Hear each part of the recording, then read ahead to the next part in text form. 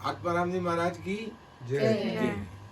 अभी आत्माराम जी के दो शब्द है जो आप सब लोगों को मैं बता देता हूँ, क्योंकि मनुष्य जीवन का पता नहीं है, एक सांस आई दूसरी नहीं आवे और आदमी चला जाए। और कुदरत के यहाँ से अगर कोई शब्द आते हैं, उसमें से अगर मान लो मैंने भी आप लोगों को बता रहा हूँ, उसमें से अगर किसी के एक के भी गले उतर गया तो उसका तो काम हो जाएगा, और जिसने मजाक में लिया वो मजाक में रह जाएगा।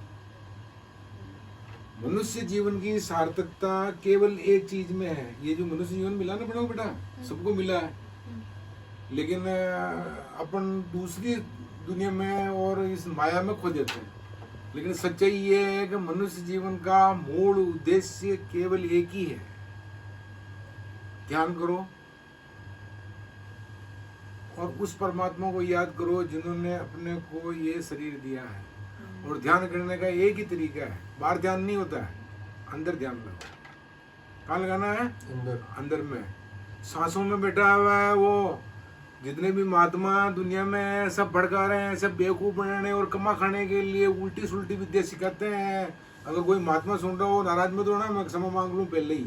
लेकिन सत्य यही है कि अगर ईश्वर को ढूंढना है तो उसको अंदर ढूंढो, और सांसों के माध्यम से ढूंढा जा सकता है, क्योंकि आदमी जाता ही इन सांसों के से ही जाता है और रहता भी इन सांसों से ही है। इसलिए उसको ढूंढना है तो सांसों के माध्यम से आप ढूंढ सकते हो।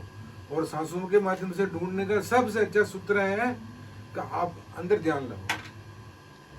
ध्यान के माध्यम से, योग के माध्यम से, केवल दो ही माध्यम है, ध्यान और योग। योग कौन सा? वो योग में महाराज रामदेव जी करा हुआ वो वाला योग नहीं, योग सांसों का योग। ध्यान में योग को जोड़ो, उससे तार जोड़ो। तार जोड़ने के लिए यहाँ से ये नाभि का जो लाइन है, इसे सांसों के माध्यम से तार जोड़ लो और उसका ध्यान करो। और मनुष्य जीवन का सही रास्ता और उद्देश्य ही यही है। भजन में ही भजन है। आपको जिसको भी मानते हो, आप चाहे किसी धर्म को मानने वाले हो, किसी जाति के हो, किसी संप्रदाय के हो, कोई मतलब नहीं। वो सब दुनिया को चलाने के लिए, दुनिया को बनाने के लिए बना रखे हैं।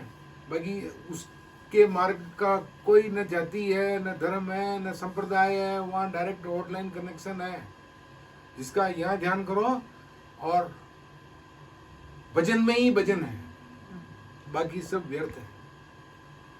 इसलिए भटकना नहीं है और किसी बाबा तुम्बा महाराजों को चक्कर में नहीं आना है।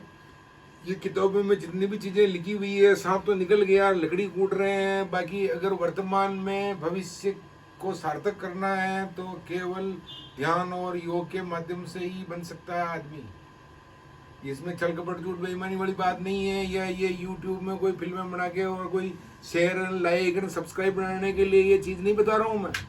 आप लोगों की जजे तो करना, नहीं जजे तो 1% ही नहीं है। लेकिन देखने वालों में अगर 100 में से किसी एक के भी समझ में आ गई तो मेरा ये कहना और बताना, शरीर छोड़ने के पहले, जाने से पहले बताना, अपना उद्देश्य सफल हो गया कि भाई कुदरत के यहाँ से कोई बात बताई है तो ईमानदारी से मैंने आप लोगों को बता दी।